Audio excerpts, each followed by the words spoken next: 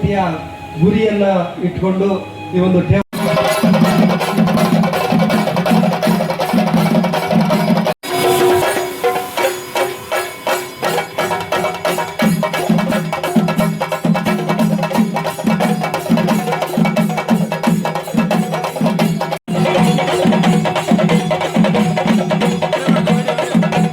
ಮಾಡದೇ ಇದ್ದರೆ ಈ ಭಾಗದ ಬಡ ಹಿಂದುಳಿದ ವರ್ಗದ ಮೀನುಗಾರ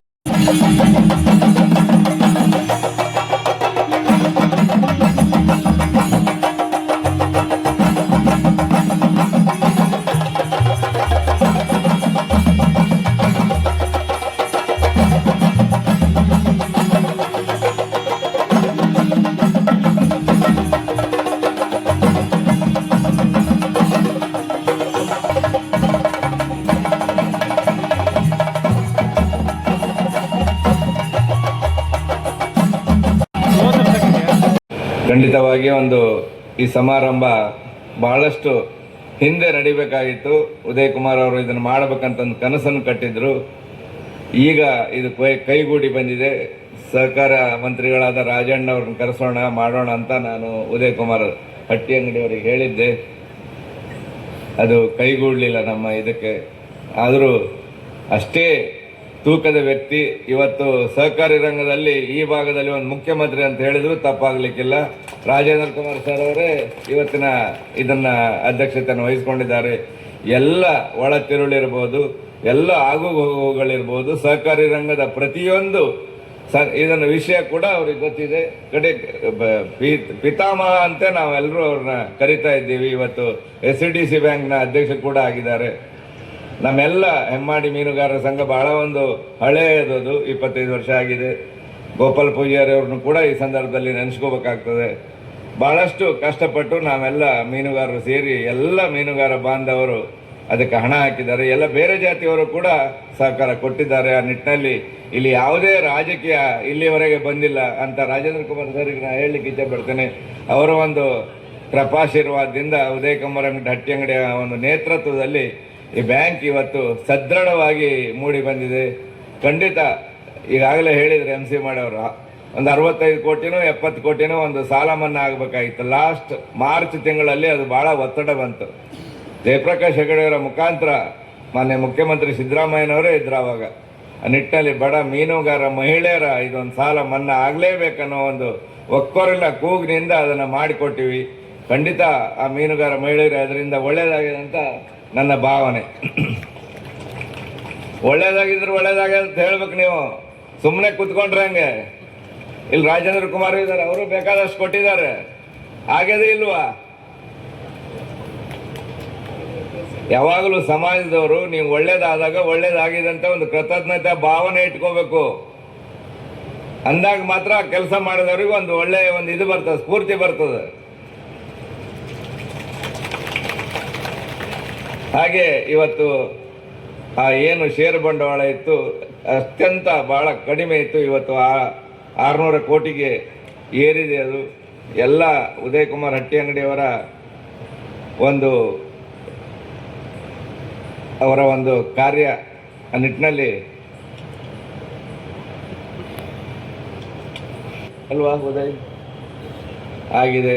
ಖಂಡಿತ ಮೊದಲು ನಾವು ಈ ಸೊಸೈಟಿ ಅಂದ್ಕೊಳ್ಳಿ ಸ್ವಲ್ಪ ಮೂಗು ಮುರಿತಿದ್ದೀವಿ. ಇವತ್ತು ಭಾಳಷ್ಟು ಒಳ್ಳೆಯದಾಗಿದೆ. ಅದರಲ್ಲೂ ಚಿನ್ನದ ಸಾಲ ಇರ್ಬೋದು. ನಮ್ಮ ತಾಯಿ ಕೂಡ ಮೀನು ಮಾರಾಟ ಮಾಡ್ತಿದ್ರು. ಏನು ಕಷ್ಟ ಮಹಿಳೆಯರದು ಖಂಡಿತ ನನಗೆ ಗೊತ್ತಿದೆ. ಕಣ್ಮುಂದೆ ಕಟ್ತದದು ಮೀನುಗಾರರ ಹಣೆ ಬರ ಏನಿದೆ ಅಂತ. ಒಂದ್ಸಲ ಚೆನ್ನಾಗಿರ್ತದೆ, ಒಂದ್ಸಲ ಹಾಳಾಗ್ತದೆ. ಮೀನು ಇರುವುದಿಲ್ಲ, ಮತ್ಸ್ಯ ಕ್ಷಾಮ ಇರ್ತದೆ. ಮೀನು ಮಾರುವವ್ರದ್ದು ಕೂಡ ಸ್ಥಿತಿ ಭಾಳ ಗಂಭೀರ ಇರ್ತದೆ. ಆ ನಿಟ್ಟಿನಲ್ಲಿ ನಾವೆಲ್ಲ ಮೀನುಗಾರಿಕೆ ಮೇಲೆ ಡಿಪೆಂಡ್ ಆಗಿರೋದ್ರಿಂದ ಇಂಥ ಬ್ಯಾಂಕ್ಗಳು ಭಾಳಷ್ಟು ಬಡವರಿಗೆ ಸಹಾಯ ಮಾಡ್ತವೆ. ಆ ನಿಟ್ಟಿನಲ್ಲಿ ನಾವು ಆ ಬ್ಯಾಂಕನ್ನು ಖಂಡಿತ ನಮ್ಮ ಸಹಕಾರ ನಾವು ಕೊಡಬೇಕು. ರಾಜೇಂದ್ರ ಕುಮಾರ್ ಸರ್ ಅಂತವರು ಖಂಡಿತ ಅದಕ್ಕೆ ಬರುವ ಮಹಿಳೆಯರಿಗೆ, ವಿಶೇಷವಾಗಿ ಬಡ ಮೀನುಗಾರ ಮಹಿಳೆಯರಿಗೆ, ಅದು ಎಲ್ಲ ಜಾತಿಯವರು ಇರ್ಬೋದು. ಅದರಲ್ಲಿ ನಾವು ಒಬ್ಬರೇ ಮೀನುಗಾರರ ಬಗ್ಗೆ ಮಾತ್ರ ಹೇಳೋದಿಲ್ಲ, ಎಲ್ರಿಗೂ ಅವರ ಏನಿದೆ ಅಪೆಕ್ಸ್ ಬ್ಯಾಂಕ್ ಇರ್ಬೋದು, ಹಾಗೆ DCC ಬ್ಯಾಂಕ್ ಇರ್ಬೋದು, ಏನು ಈ ನಿಮ್ಮ ಮಹಿಳೆಯರಿಗೆ ಕೊಡಬೇಕು ಅದನ್ನು ಖಂಡಿತ ಕೊಡ್ತಾರೆ. ಹಾಗೆ ನವೋದಯ ಸಂಘಗಳನ್ನು ಕೂಡ ಅವರು ಫಸ್ಟಿಗೆ ಒಂದು 850 ಸಂಘವನ್ನು ನಮ್ಮ ಈ ಹೆಮ್ಮಾಡಿ ಮೀನುಗಾರರ ಸಂಘಕ್ಕೆ ಕೊಟ್ಟಿದ್ದಾರೆ. ಖಂಡಿತ ಅದಕ್ಕೆ ನಾವು ಅವರಿಗೆ ಧನ್ಯವಾದಗಳನ್ನ ಹೇಳಬೇಕಾಗ್ತದೆ. ಯಾವೊಬ್ಬ ಸಹಕಾರಿ ಧೋರಣರು ಮಾಡಿದಂಥ ಕೆಲಸವನ್ನು ರಾಜೇಂದ್ರ ಕುಮಾರ್ ಸರ್ ಮಾಡಿದ್ದಾರೆ. ಖಂಡಿತವಾಗಿ ಸರ್, ಈ ಹೆಮ್ಮಾಡಿ ಮೀನುಗಾರ ಸಂಘ ಹಾಗೆ ಈ ಉದಯ್ ಕುಮಾರ್ ಹಟ್ಟಿಯಂಗಡಿಯನ್ನು ಕೂಡ ಒಂದು ಸಹಕಾರಿ ಧುರೀಣ ಅಂತ ನೀವು ಒಂದು ಮಾಡಬೇಕು. ಯಾಕಂದ್ರೆ ನೀವು ಬಹಳಷ್ಟು ಮಂದಿ ಸಹಕಾರಿ ಧುರೀಣರನ್ನ ಮಾಡಿದ್ದೀರಿ.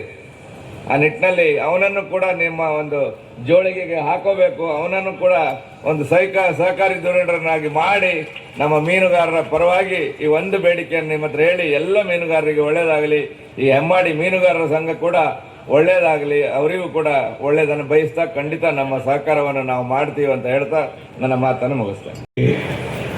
ಪ್ರಾರಂಭವಾದಂಥ ಒಂದು ಸಂಸ್ಥೆ ಇವತ್ತು ಈ ಸಮಾರಂಭ ನೋಡಿದರೆ ಈ ಸಮಾರಂಭ 100 ವರ್ಷಗಳ ಇತಿಹಾಸ ಇರುವಂಥ ಒಂದು ಸಂಸ್ಥೆ ನಡೆಸುವಂಥ ರೀತಿಯಲ್ಲಿ ಈ ಸಮಾರಂಭ ನಡೆದಿದೆ. ನಾನು ಕಂಡಾಗೆ ನಾನು ಎಲ್ಲ ಕಾರ್ಯಕ್ರಮಗಳು ಸಹಕರಿಸುವಂತೆ ಇರೋದು ಬೇರೆ ಇರ್ಬೋದು.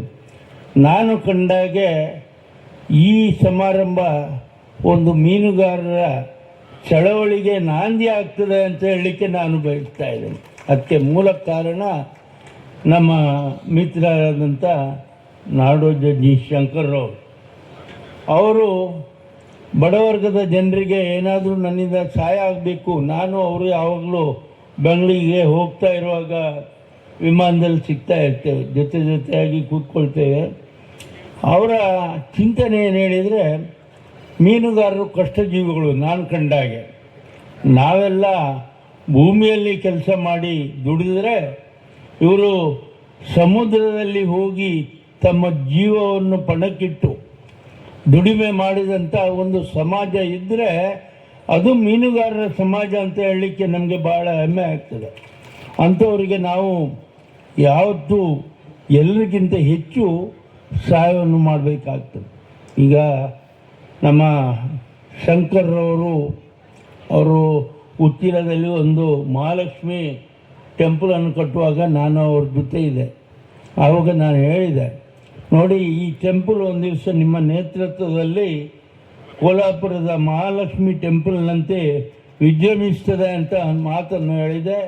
ಅವರಿಗೂ ಗೊತ್ತಿದೆ, ಅದೇ ರೀತಿ ಆಗಿದೆ. ಅವರು ಮುಟ್ಟಿದ್ದೆಲ್ಲ ಒಳ್ಳೆಯದಾಗ್ತದೆ ಅನ್ನುವಂಥದ್ದನ್ನು ನಾನು ಕೊಂಡುಕೊಂಡಿದ್ದೇನೆ. ಈ ಸಂಸ್ಥೆ ಇಷ್ಟು ಬಲಾಢ್ಯವಾಗಿ ಬೆಳೀಲಿಕ್ಕೆ ಕಾರಣ ನಮ್ಮ ಉದಯ್ ಕುಮಾರ್ ಹಟ್ಟಿಯಂಗಡಿ ಅಂತ ಹೇಳಲಿಕ್ಕೆ ನನಗೆ ಭಾಳ ಸಂತೋಷ ಆಗ್ತಾಯಿದೆ. ಸಹಕಾರಿ ಕ್ಷೇತ್ರದಲ್ಲಿ ಒಬ್ಬ ನೌಕರನಿಗೆ ಒಂದು ಸಹಕಾರನ ಸಿಕ್ಕಿದರೆ ಅದು ಉದಯ್ ಕುಮಾರ್ ಹಟ್ಟಿಯಂಗಡಿಯವರಿಗೆ ಅವರು ಮಾಡಿದಂಥ ಕೆಲಸಕ್ಕೆ ಅಂತ ಹೇಳಲಿಕ್ಕೆ ನಾನು ಹೇಳಲಿಕ್ಕೆ ಬಯಸ್ತಾ ಇದ್ದೇನೆ. ಇವತ್ತು ಸುಮಾರು 26,000 ಸದಸ್ಯರನ್ನು ಹೊಂದಿಕೊಂಡು ಹತ್ತಿರ 1 ಕೋಟಿಯಷ್ಟು ಲಾಭವನ್ನು ಮಾಡಿ 12% ಡಿವಿಡೆಂಡನ್ನು ಕೊಟ್ಟು ಬಲಾಢ್ಯವಾಗಿ ಬೆಳೆಸಿದ್ದಾರೆ. ನಾನು ಅವರಿಗೊಂದು ಸವಾಲನ್ನು ಕೊಡ್ತೇನೆ. ನೀವು ಮುಂದಿನ ವರ್ಷ ನಾನು ನಿಮಗೆ ಸಹಾಯ ಮಾಡ್ತೇನೆ. ಮುಂದಿನ ವರ್ಷದ ಮಾರ್ಚಿನ ಒಳಗೆ 100 ಕೋಟಿ ಠೇವಣಾತಿ ಅಂತ ಒಂದು ಗುರಿಯನ್ನು ಹೊಂದಬೇಕು. ನೀವೆಲ್ಲರೂ ಸಹಾಯ ಮಾಡಬೇಕು.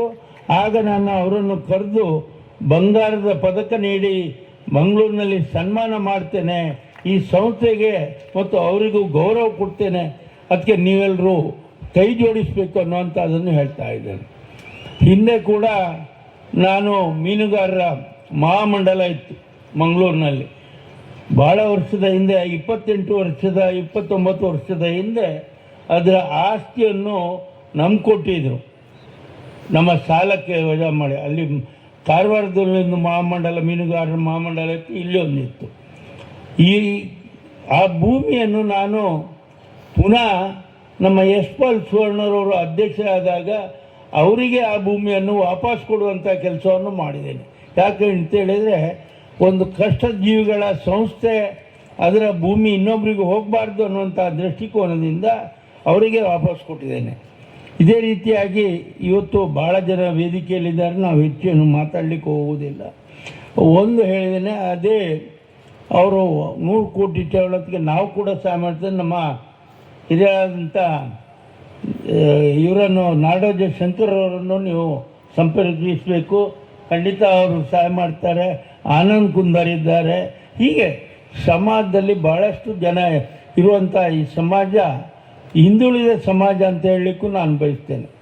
ಬೇರೆ ಬೇರೆ ಸಮಾಜದವರು ಮುಂದೆ ಬಂದರೆ ಇನ್ನೂ ಕೂಡ ಮೀನುಗಾರರು ಮುಂದೆ ಬರಲಿಕ್ಕೆ ಇನ್ನೂ ಹಿಂದೆ ಇದ್ದಾರೆ. ಅವರನ್ನು ಮೇಲೆತ್ತುವಂಥ ಕೆಲಸ ಈ ಸಂಸ್ಥೆಯಿಂದ ಆಗಬೇಕು. ನಿಮಗೆ ಇವತ್ತೇನು ನೀವು ಉಡುಪಿ ಜಿಲ್ಲೆಯಲ್ಲಿ ಕಾರ್ಯನಿರ್ವಹಿಸುವಂಥ ಕೆಲಸವನ್ನು ನಿಮಗೆ ಅನುಮತಿ ಕೊಡುವಂಥ ಕೆಲಸವನ್ನು ಬೇಕಾದರೂ ಕೂಡ ನಾನು ಮಾಡಿಕೊಡಲಿಕ್ಕೆ ಸಿದ್ಧನಿದ್ದೇನೆ.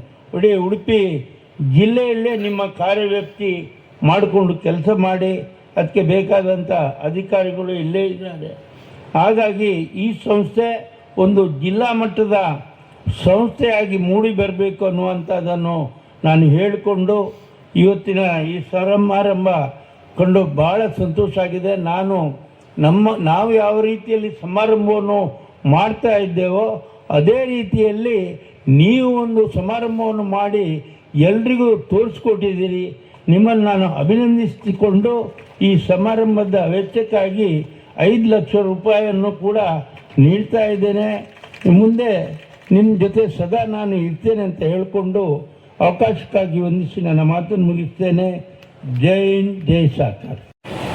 ನಿಜವಾಗಿಯೂ ಇವತ್ತಿನ ಈ ಒಂದು ಕಾರ್ಯಕ್ರಮ ನೋಡುವಾಗ ಒಂದು ಜಾತ್ರೆಯ ವಾತಾವರಣ ನಾವು ನೋಡ್ತಾ ಇದ್ದೇವೆ. ನಮ್ಮ ಬಗ್ವಾಡಿ ದೇವಸ್ಥಾನದ ಜಾತ್ರೆಗೂ ಇಷ್ಟು ಜನರು ಒಟ್ಟಿಗೆ ಇರುವುದು ಭಾಳ ವಿರಳ. ನಿಜವಾಗಿ ಒಳ್ಳೆಯ ಕಾರ್ಯಕ್ರಮ. ಯಾಕಂತ ಹೇಳಿದರೆ ತನ್ನ 25 ವರ್ಷ ಯಾವ ರೀತಿ ನಡೆದುಕೊಂಡು ಬಂತು, ಅಂದಿನ ಪರಿಸ್ಥಿತಿ ಹೇಗುಂಟು, ಈಗ ಯಾವ ರೀತಿ ಸಂಘ ಬೆಳೆದುಕೊಂಡು ಹೋಗ್ತಾ ಇದೆ ಅಂತ ಹೇಳುವುದು ಸವಿಸ್ತಾರವಾಗಿ ಎಲ್ಲರೂ ಹೇಳಿದರು. ಅದಕ್ಕೆಲ್ಲ ಕಾರಣಕರ್ತರು, ನಮಗೆ ಮಾರ್ಗದರ್ಶಕರು ನಾಡೋಜ ಡಾಕ್ಟರ್ ಜಿ ಶಂಕರ್ ಅವರು ಮತ್ತು ಅದೇ ರೀತಿ ಡಾಕ್ಟರ್ MN ರಾಜೇಂದ್ರ ಕುಮಾರ್ ಅವರು. ಯಾವುದೇ ಒಂದು ಸಂಸ್ಥೆ ಬೆಳಿಬೇಕಾದರೆ ಅದಕ್ಕೆ ಗಾಡ್ ಫಾದರ್ ಬೇಕೇ ಬೇಕಾಗ್ತದೆ. ಇಲ್ಲದೇ ಇದ್ದರೆ ಯಾವ ಸಂಸ್ಥೆಯು ಬೆಳೆಯುವುದಿಲ್ಲ. ಎಲ್ಲೆಲ್ಲಿ ನಮ್ಮ ಫೈಲ್ಗಳು ನಿಂತಿವೆ, ಏನೆಲ್ಲ ಸಹಕಾರ ಬೇಕಾಗ್ತದೆ ಅಂಥ ಸಂದರ್ಭದಲ್ಲಿ ನಾವು ನಮಗೆ ಯಾರು ಸಹಕಾರ ನೀಡ್ತಾರೆ ಅಂಥೇಳಿ ಅವ್ರನ್ನ ಹಿಡಿದುಕೊಂಡು ಈ ಒಂದು ಕೆಲಸ ಮಾಡಿದರೆ ಅದು ಖಂಡಿತ ಈ ಒಂದು ಸಂಸ್ಥೆ ಇಷ್ಟು ಎತ್ತರಕ್ಕೆ ಬೆಳೀಲಿಕ್ಕೆ ಕಾರಣವಾಗಿದೆ. ಅದರಲ್ಲಿ ನಮ್ಮ ಡಾಕ್ಟರ್ MN ರಾಜೇಂದ್ರ ಕುಮಾರ್ ಇರ್ಬೋದು, ನಾಡೋಜ ಡಾಕ್ಟರ್ ಜಿ ಶಂಕರ್ ಇರ್ಬೋದು. ಖಂಡಿತ ಅವರಿಬ್ಬರ ಒಂದು ನೇತೃತ್ವದಲ್ಲಿ ಈ ಸಂಘಕ್ಕೆ, ನಮ್ಮ ಹೆಮ್ಮಾಡಿ ಮೊಗವೀರ ಮೀನುಗಾರ ಪ್ರಾಥಮಿಕ ಸಂಘಕ್ಕೆ ಬಹಳ ಒಂದು ಬೇಕಾದ ಎಲ್ಲ ರೀತಿಯ ಸವಲತ್ತು ಸಿಕ್ಕಿದೆ. ಮೀನುಗಾರರ 10 ಜನರ 850ಕ್ಕಿಂತ ಜಾಸ್ತಿ ಗುಂಪು ಮಾಡಿಕೊಂಡು ಬೇರೆ ಬೇರೆ ಕಾರ್ಯಕ್ರಮಗಳನ್ನು ಹಾಕಿಕೊಂಡು ಇಷ್ಟವರೆಗೆ ಒಂದು 55 ಕೋಟಿಗೂ ಮಿಕ್ಕಿ ಸಾಲ ಕೊಟ್ಟು 66 ಕೋಟಿಗೂ ಮಿಕ್ಕಿ ಡೆಪಾಸಿಟ್ ಮಾಡಿ 12% ಡಿವಿಡೆಂಡ್ ಕೊಟ್ಟು 1 ಕೋಟಿಗೆ ಹತ್ತಿರ ಲಾಭ ಮಾಡಿ ಒಳ್ಳೆಯ ರೀತಿಯಲ್ಲಿ ಆ ಸಂಸ್ಥೆ ಬೆಳೆದುಕೊಂಡು ಬರ್ತಾ ಇದೆ.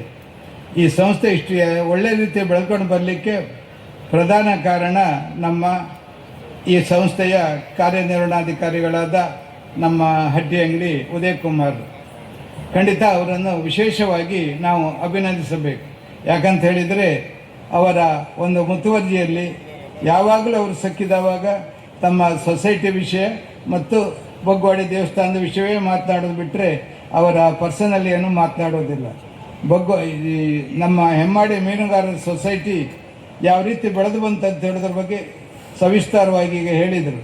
ಖಂಡಿತ ಈ ಒಂದು ಸಂಸ್ಥೆ ಬೆಳಿಬೇಕಾದರೆ ನಮ್ಮ ಉದಯ್ ಕುಮಾರ್ ಅವರು ಮತ್ತು ನಮ್ಮ ಅಧ್ಯಕ್ಷರಾದ ರಾಜೀವ್ ಶ್ರೀಯನ್ರವರು ಭಾಳ ಶ್ರಮಪಟ್ಟಿದ್ದಾರೆ.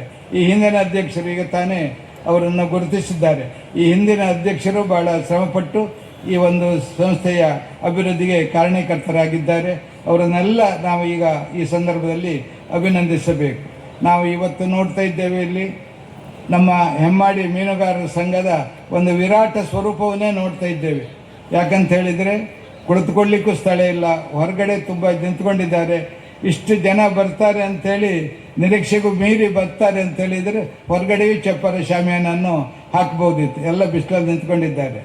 ಆದರೆ ಇದೊಂದು ಭಾಳ ಸಂತೋಷ ಕೊಡುವಂಥ ವಿಚಾರ. ಯಾಕಂತ ಹೇಳಿದರೆ ಇಷ್ಟು ಜನರನ್ನು ಒಗ್ಗೂಡಿಸಿ ನಮ್ಮ ಒಂದು ಶಕ್ತಿ ಪ್ರದರ್ಶನವನ್ನು ನೀವು ತೋರಿಸಿದ್ದು ನಿಜವಾಗಿಯೂ ನಮ್ಮ ನಾಡೋಜ ಡಾಕ್ಟರ್ ಜಿ ಶಂಕರರಿಗಿರೋದು, ಡಾಕ್ಟರ್ ಎಮ್ ಎನ್ ರಾಜೇಂದ್ರ ಕುಮಾರಿಗಿರ್ಬೋದು, ಭಾಳ ಸಂತೋಷವಾಯಿತು. ಖಂಡಿತ ಅವರು ಇವಾಗಲೇ ಈ ಒಂದು ಕಾರ್ಯಕ್ರಮಕ್ಕೆ 5 ಲಕ್ಷ ಘೋಷಣೆ ಮಾಡಿದ್ದಾರೆ. ಏನು ಬೇಕಿದ್ರೂ ಖಂಡಿತ ಕೊಡ್ತಾರೆ. 100 ಕೋಟಿ ಡೆಪಾಸಿಟ್ ಮಾಡಿ ನಿಮಗೆ ಚಿನ್ನದ ಒಂದು ನಾಣ್ಯದ ಮುಖಾಂತರ ನಿಮ್ಮನ್ನು ಅಭಿನಂದಿಸ್ತೇನೆ, ನಿಮಗೆ ಶಿಫಾರಸು ಕೊಡ್ತೇನೆ ಅಂತೇಳಿ ಅವರು ಇವಾಗಲೇ ಹೇಳಿದ್ದಾರೆ. ಖಂಡಿತ ಯಾವುದೇ ಕಾರ್ಯಕ್ರಮ ಇದ್ದರೂ ಎಲ್ಲ ನಾವು ಮೀನುಗಾರರು ಒಟ್ಟಾಗಬೇಕು. ಬರೀ ಮೀನುಗಾರರು ಮಾತ್ರ ಅಲ್ಲ, ಮೀನುಗಾರಿಕೆ ಸೊಸೈಟಿಯವರು ಯಾರೆಲ್ಲ ಇದ್ದೀರಿ ನೀವು ಖಂಡಿತ ಒಟ್ಟಾಗಿ ನಾವು ದುಡಿದ್ರೆ ಖಂಡಿತ ಸಾಧ್ಯ ಉಂಟು. ಇಷ್ಟೆಲ್ಲ ಆಗಲಿಕ್ಕೆ ಕಾರಣ ನಮ್ಮ ಸ್ತ್ರೀ ಶಕ್ತಿ. 10 ಜನರ ಸ್ತ್ರೀ ಶಕ್ತಿ ಸಂಘ, 850 ಸಂಘ ಉಂಟು. ಅವರೆಲ್ಲರೂ ಪ್ರಾಮಾಣಿಕ ಪ್ರಯತ್ನ ಮಾಡಿ ಕೊಟ್ಟ ಸಾಲವನ್ನು ಚಾಚು ತಪ್ಪದೆ ಹಾಗೆ ಕಟ್ಟಲಿಕ್ಕೋಸ್ಕರ ಈ ಒಂದು ಸಂಸ್ಥೆ ಇಷ್ಟು ಒಳ್ಳೆಯ ರೀತಿಯಲ್ಲಿ ಬೆಳೆದುಕೊಂಡು ಬರಲಿಕ್ಕೆ ಸಾಧ್ಯವಾಯಿತು. ಖಂಡಿತ ಅದಕ್ಕೋಸ್ಕರ ಮಹಿಳೆಯರನ್ನು ವಿಶೇಷವಾಗಿ ಅಭಿನಂದಿಸುತ್ತಾ ಈ ಕಾರ್ಯಕ್ರಮ ಯಶಸ್ವಿಯಾಗಲಿ. ಈ ಸಂಸ್ಥೆ 100 ಕೋಟಿಯನ್ನು ಆದಷ್ಟು ಮಾರ್ಚ್ ಒಳಗೆ ಮುಟ್ಟುವಂತಾಗಲಿ ಅಂತ ಹಾರೈಸಿ ನಿಮ್ಮೆಲ್ಲರಿಗೂ ಅಭಿನಂದಿಸಿ ನನ್ನೆರಡು ಮಾತನ್ನು ಮುಗಿಸ್ತೀನಿ.